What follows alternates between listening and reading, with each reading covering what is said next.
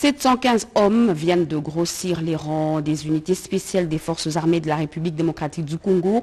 Ce bataillon spécialisé dans le combat de jungle a fini sa formation au centre d'entraînement militaire de Kibomango. La cérémonie de clôture à suivre dans ce journal.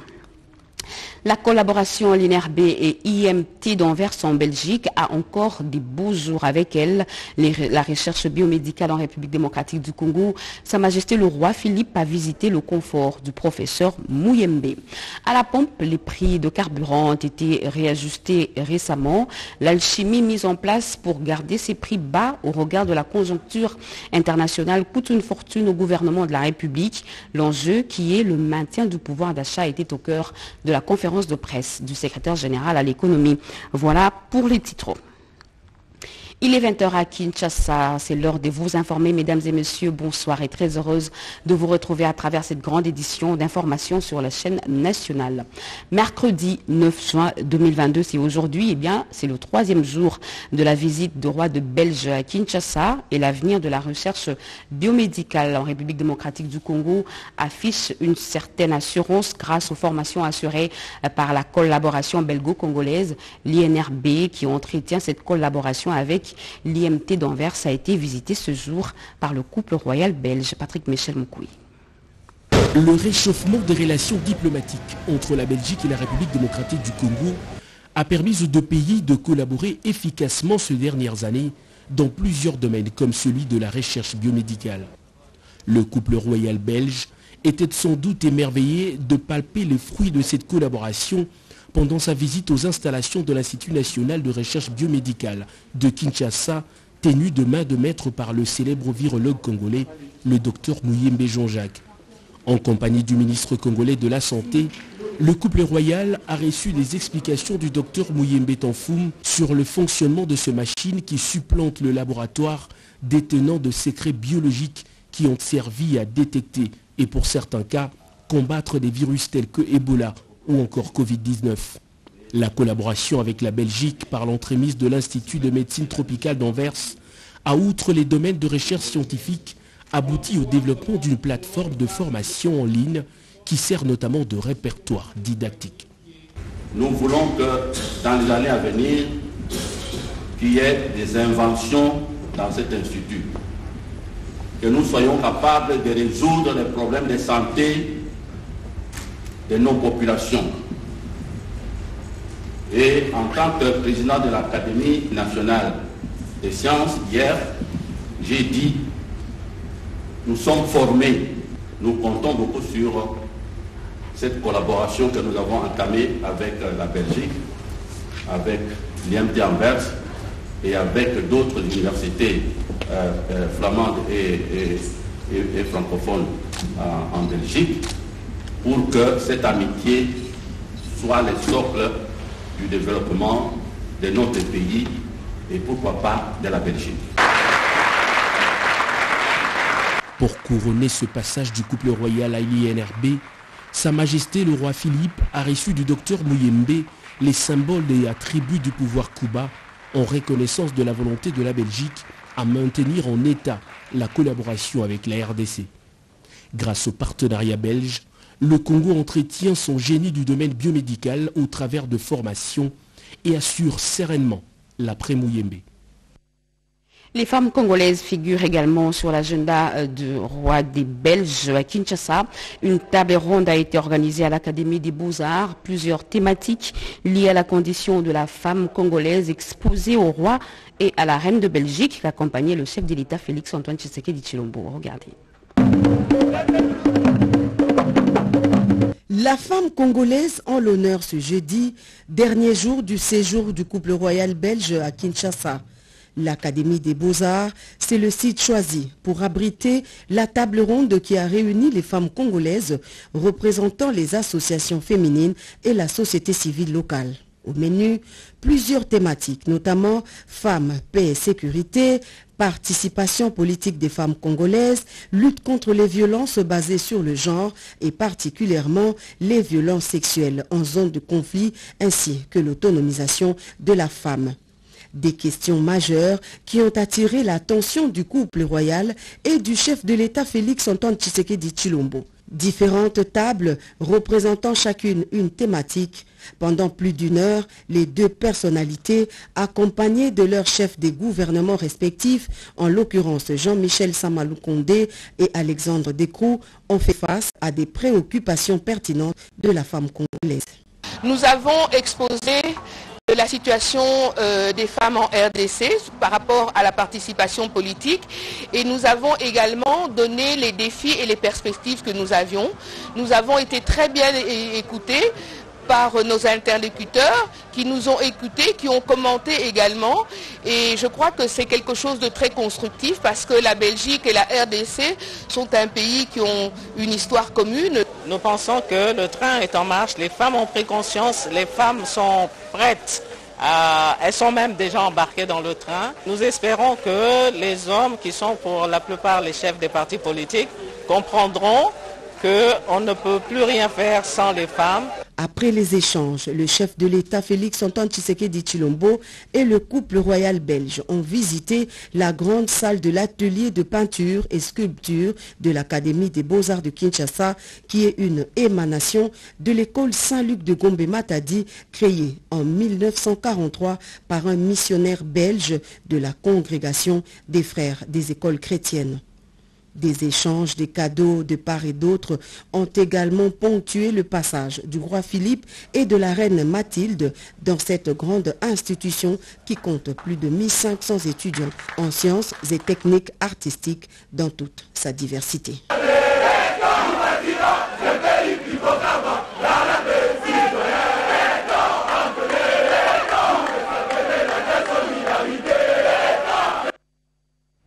Le président de la République, Félix-Antoine Tshisekedi Tshilombo, et la très distinguée première dame ont honoré le couple royal qui séjourne à Kinshasa. Hier, dans la soirée, un banquet officiel a été offert au roi Philippe de Belge et à la reine Mathilde de la Cité de l'Union africaine. Question de prouver encore plus d'hospitalité qui caractérise la République démocratique du Congo et son peuple. Rachel Foutou. Un dîner de taille que mérite bien un couple royal comme celui de la Belgique. Après une longue journée caractérisée par les visites et les discours à l'esplanade du Palais du Peuple, devant les deux chambres du Parlement, Sa Majesté le roi Philippe de la Belgique et la reine Mathilde ont été conviés dans la soirée à la Cité de l'Union africaine au banquet officiel offert en leur honneur par le couple présidentiel de la République démocratique du Congo.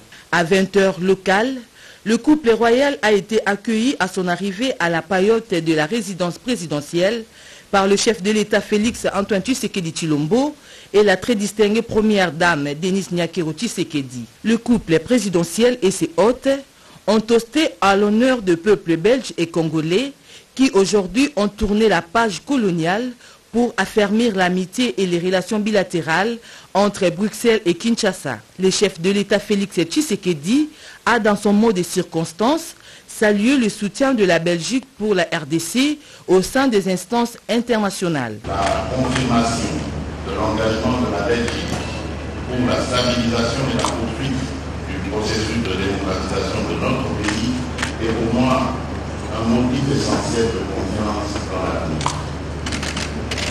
La coopération multiforme qui existe entre nos deux pays doit être renforcée au regard des enjeux internationaux actuels qui exigent la conjugaison de nos efforts. Comme on dit en Belgique, l'union fait la force. Je salue également votre soutien personnel tout à l'heure au Palais du Peuple, ainsi que celui du gouvernement à travers son Premier ministre Alexandre Descroux tout à l'heure au point de presse. Et je souligne la nécessité de plus que jamais travailler ensemble en toute équité dans ce monde global. Sur ces mots, je vous invite, ainsi que toute l'assistance, à lever vos verres et boire en l'honneur de nos deux peuples et de la consolidation des relations bilatérales entre nos pays. Que vive la République démocratique du Congo, que vive le royaume de Belgique. Le roi de Belge n'a pas manqué à son tour de remercier le peuple congolais ainsi que les autorités congolaises pour le chaleureux et amical accueil de leur arrivée au sol congolais. Le Premier ministre congolais et belge les officiers militaires, les officiels, ainsi que quelques invités de marque. Tous ont pris part au repas d'amitié belgo-congolaise sous les bonnes mélodies musicales congolaises.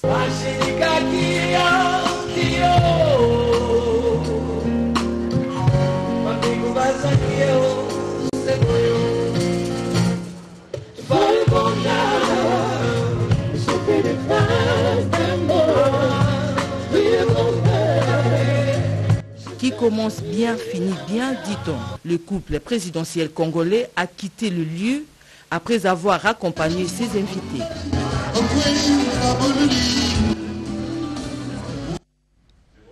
La reine de Belge, Sa Majesté Mathilde, a désormais une idée claire de la vision de la très distinguée première dame de la RDC.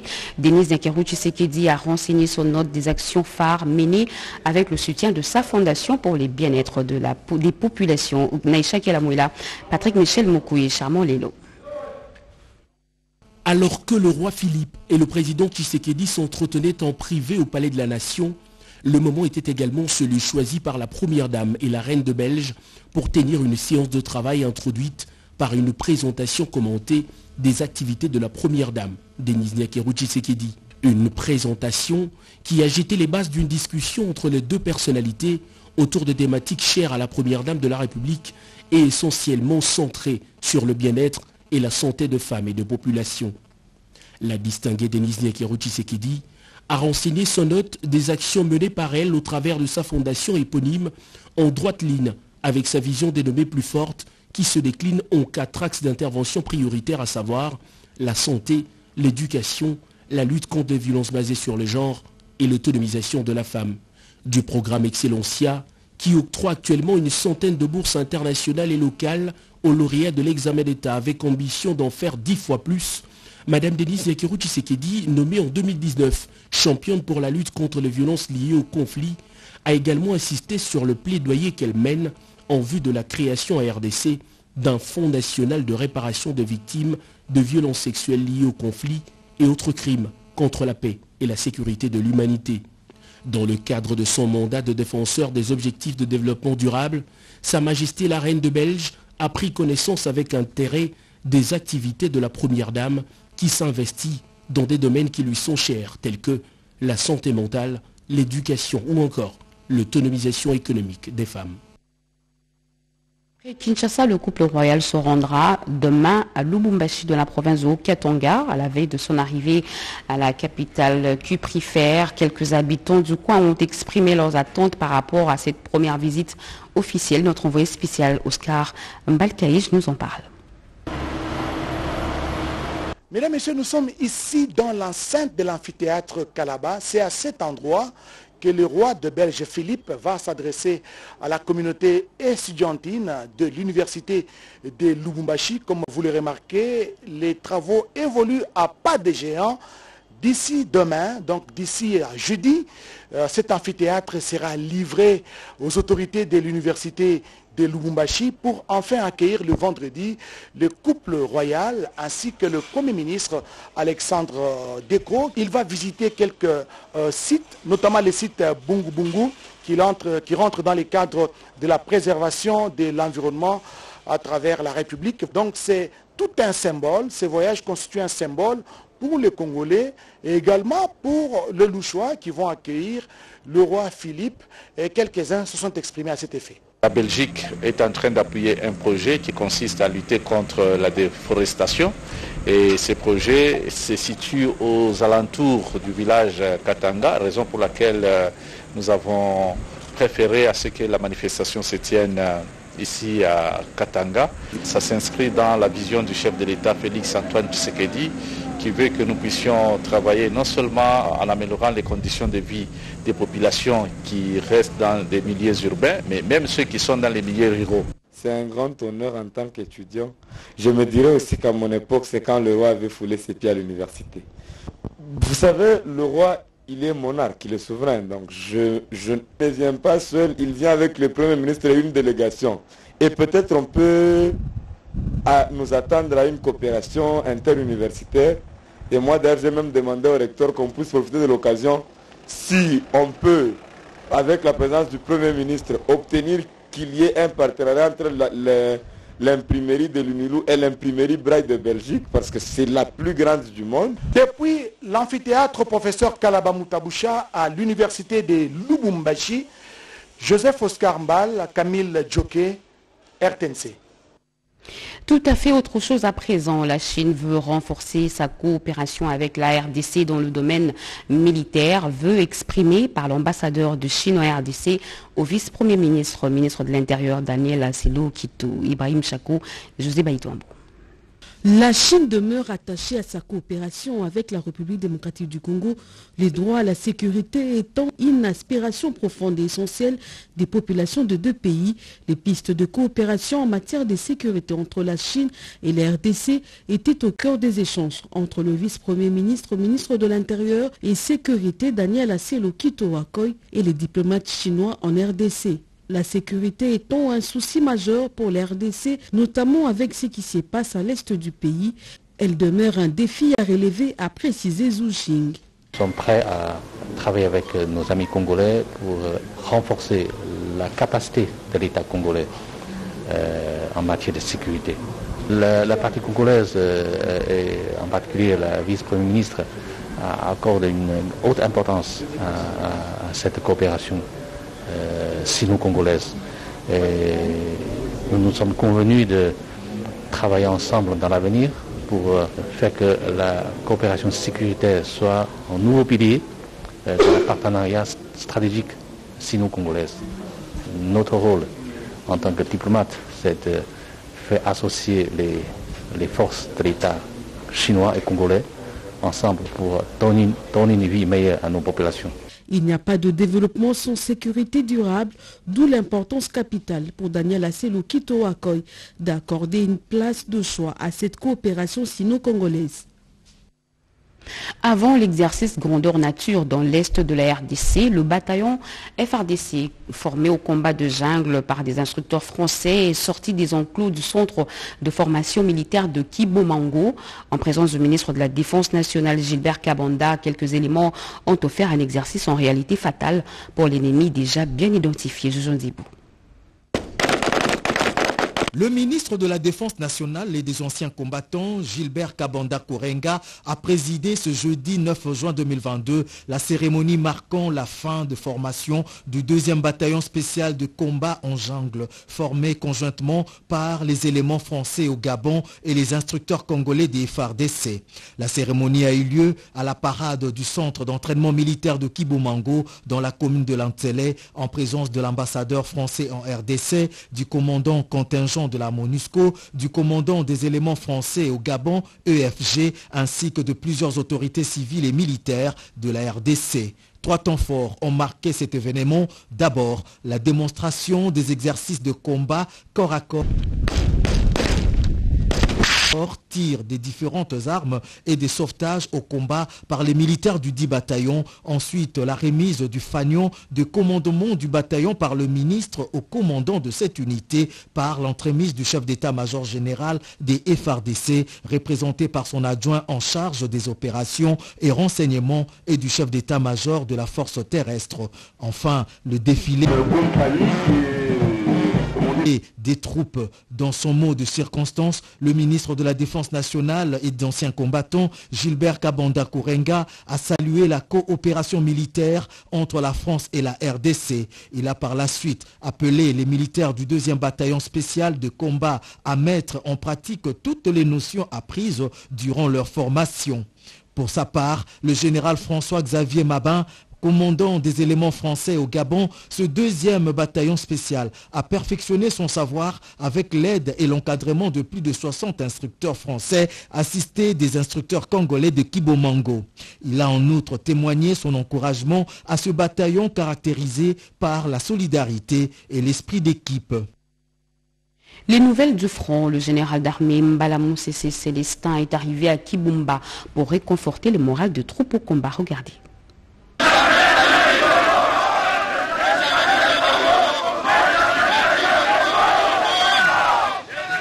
Visite de commandement et d'inspection ainsi que réconforter les troupes qui ont combattu lors des attaques des terroristes M23 et ses alliés rwandais. Voilà la mission qui a conduit ce jeudi 9 juin 2022 le chef d'état-major général des FARDC, le gouverneur du Nord Kivu et le commandant de la 3e zone de défense à Kibumba dans le territoire de Nyiragongo. Aussitôt arrivé, le commandant en force des FARDC, le général d'armée Célestin Mbala Moussense, a animé une parade mixte à l'intention des éléments FARDC et PNC commis sur les lignes de front. Ils ont déposé les armes dans le territoire d'Irumu, dans la province de l'Ituri. Les membres du groupe armé dénommé FPIC Chiniakilima attendent leur réinsertion sociale. La question était au cœur des échanges entre le coordonnateur adjoint du mécanisme de suivi, Patrick Mutombo Kimbila, avec les notables de l'Ituri, Jacques Méji et Gir Kabamba.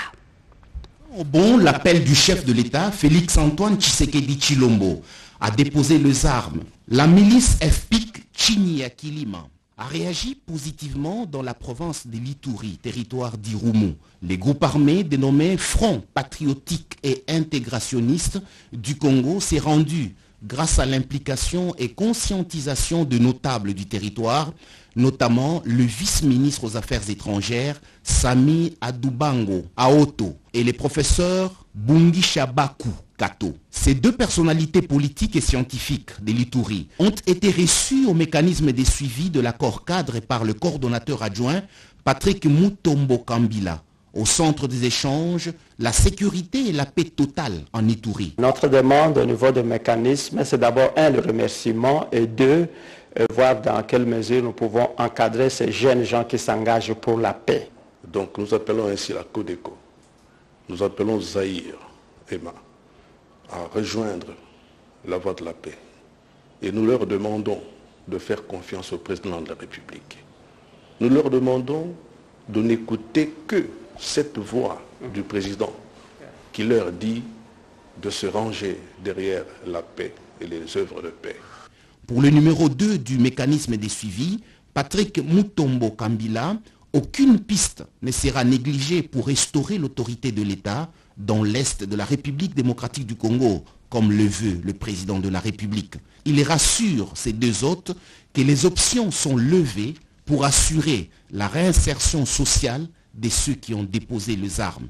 Selon les deux notables reçus, c'est grâce à l'état d'urgence décrété par le commandant suprême des forces armées de la République que la milice FPIC Chiniakilima a quitté la bourse facilement et a accepté de saisir la main tendue par le chef de l'État pour faire taire définitivement les armes. Des femmes et entrepreneurs de la CEAC, c'est le thème du forum régional sur la promotion de l'entrepreneuriat féminin en Afrique centrale. Le ministre de l'intégration régionale Didier Mazenga a lancé les travaux.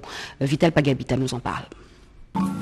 La communauté économique des États d'Afrique centrale tient à l'émergence des femmes entrepreneurs, d'où la tenue de ce forum régional sous la promotion de l'entrepreneuriat féminin en Afrique centrale, et cela sous la houlette du président en exercice de la CAC, Félix-Antoine Tshisekedi Tshilombo. Tous les intervenants ont souligné la nécessité pour les États membres de la CAC d'apporter un appui considérable aux femmes entrepreneurs.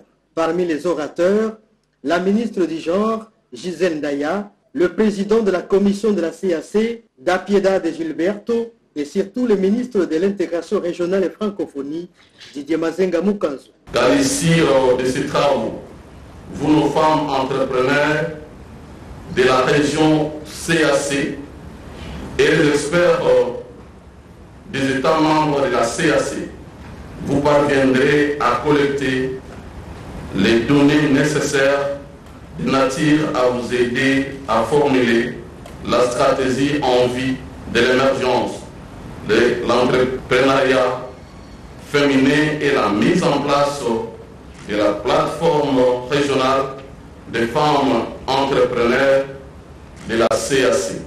Ce forum prendra fin vendredi 10 juin 2022 au Fleuve Congo Hotel sous le thème « Appui à l'installation, accompagnement et dynamisation des réseaux des femmes entrepreneurs de la CAC ». Le pouvoir traditionnel n'a d'autre choix que de soutenir le chef de l'État, Félix-Antoine Tshisekedi Tshilombo, les FARDC, la police nationale congolaise. La ministre près le président de la République, Ataï Bavet, autour de la question. Jacques Kabab nous en parle. Le peuple congolais en général, ainsi que les populations du Nord Kivu et Ituri en particulier, doivent communier avec le chef de l'État, Félix-Antoine Tshisekedi Tshilombo et les FARDC qui sont au front pour barrer la route aux ennemis de la République. Ces populations sont invitées à se comporter dignement et surtout repousser d'un trait les propos tendant à occasionner l'effusion de sang. La ministre après le président de la République, professeur Nana Manonina Kyumba, ayant mission d'assister le chef de l'État dans le renforcement de la cohésion et l'unité nationale, a échangé avec la délégation des chefs coutumiers, membres des différents comités de l'Association nationale des autorités traditionnelles du Congo, ANATC. Délégation conduite par son secrétaire général, Prince Évariste Bekanga Botiti. Nous avons, comme tous les Congolais, observé trop c'est trop avec l'agression dont nous sommes victimes tout le temps par un seul petit pays qui est réduit même à une chefferie de mini-Congo qui est le Rwanda. Et la déclaration que nous venons de faire prouve à suffisance que nous, l'ANATC, l'Alliance nationale des autorités traditionnelles du Congo, nous sommes derrière le président de la République, nous sommes derrière les forces armées, la police, les services de sécurité au front. Nous les bénissons et nous avons dans notre déclaration évoqué nos ancêtres parce que la cause est juste et légitime. Nous gagnerons cette guerre. Aux filles et fils égarés, ils sont appelés à se désolidariser des groupes armés et revenir à la raison. Soutenir les FARDC et la police nationale congolaise dans leurs opérations afin de mettre fin à l'insécurité qui sévit dans ces contrées. La paix, rien que la paix, le développement de la République démocratique du Congo en dépend. Et pour évoquer le voyage du couple royal belge en République démocratique du Congo, le discours du roi et la décoration commandeur de l'ordre de la couronne, le caporal Kounyoukou, âgé de 100 ans, l'ultime survivant des vétérans congolais de la Seconde Guerre mondiale. Sur ce plateau, nous recevons le doyen des chroniqueurs de politique étrangère, M. Mbaye Kaninda, expert international en Belgique depuis 40 ans. Les anciens se souviennent qu'à chacun de vos retours, vous étiez reçus par M. Nyangilelo de Res Mémoire. J'ai l'honneur à mon tour de vous recevoir. Bonsoir. Bonsoir. Et à l'occasion de ce premier voyage du roi Philippe II, vous nous parlez de ce premier partenariat belgo-congolais, c'est-à-dire la bataille commune belgo-congolaise qui a donné la victoire à de la Première Guerre mondiale. Racontez-nous cette histoire brièvement. Nous sommes à Londres. Nous sommes le 10 juillet 1940. Le ministre des colonies de Blachowor est reçu par Churchill et lui dit, voilà, sur ses mains, je vous donne ce que nous sommes, ce que nous avons. Et ce qu'ils ont, c'est le Congo. Que s'est-il passé? Le 10 mai 1940, Hitler a envahi la Belgique, la France, les Pays-Bas. Il a mis fin à la guerre qui ne donnait pas son nom. Mais le même 10 juin, la Belgique a sorti une clé secrète comme elle en a le secret, c'est-à-dire la loi du 10 mai 1940 sur les délégations de pouvoir en temps de guerre. C'est-à-dire que lorsque le gouvernement est parti, lorsque les autorités ne sont pas là, les autorités subalternes deviennent les autorités qui ont le pouvoir. Et alors, ce qui se passe dans la colonie est formidable, c'est-à-dire que le gouverneur général Ryckmans devient la plus haute autorité de Belgique. Et le Congo, alors, est impliqué complètement dans la guerre, dans la mesure où on va même démonter le matériel de la radio pour aller vers le petit studio école du collège Albert Ier. C'est là que le père Mols, Camelio vont mener la guerre contre Goebbels. C'est-à-dire que le premier partenariat gagnant, c'est celui-là. C'est ce partenariat où ces troupes congolaises vont venir au secours de la métropole et remporter les victoires de Sayo, de Tabora, Mahenge et partout. On connaît les noms de ces anciens combattants, les Bobozo, les Ebeya, les Luambo et les autres qui vont alors donner la victoire à la Belgique. Et présentement, le roi de Belge fait état de ses vifs regrets pour les souffrances du passé durant l'État indépendant du Congo et la période coloniale. Certains auraient préféré des pardons et réparations. Qu'en dites-vous? Je crois qu'il faut revoir un peu en comparaison. Comparons avec le roi Léopold II. Ils auront mon Congo, ils ne sauront pas ce que j'ai fait. Et donc, ils brûlent toutes ces archives. Mais ce qui se passe, c'est qu'il y a une commission d'enquête, et puis après, il y a des débats parlementaires, et puis après, il y a la procédure d'annexion qui donne la loi fondamentale. Ici, le roi s'élève au-dessus de la conférence de Berlin. C'est le plus grand des rois des Belges, puisque c'est le seul qui regarde l'histoire dans les yeux. Il dit, nous avons commis des erreurs et dans l'État indépendant du Congo et durant la période coloniale. Alors maintenant, ça, c'est ce qu'il voit. Mais maintenant, qu'est-ce qui se passe du point de vue belge? Il faut comprendre aussi que le roi a mis en mouvement tout un travail parlementaire considérable. Il y a des conclusions qui ont été menées, il y a des réflexions qui continuent, et on va donc déboucher sûrement sur un travail gouvernemental, et puis à la fin seulement sur une prise de position qui viendra du gouvernement en place sur, les réparations, et d'autre part, le pardon. Mbaye Kaninda, doyen des chroniqueurs politiques étrangères, merci de votre passage ici à l'RTNC. Je vous en prie, le plaisir était pour moi. Pareil. Fin de ce journal, mesdames et messieurs, merci de votre fidélité, merci à vous qui nous suivez à Lubumbashi et partout ailleurs sur satellite. Vous êtes sur la RTNC, l'actualité continue sur nos antennes. Retrouvez à 23h Serge Merlin-Mata. Moi, je vous retrouve demain à 20h. Très bonne suite au programme sur la chaîne nationale. Au revoir.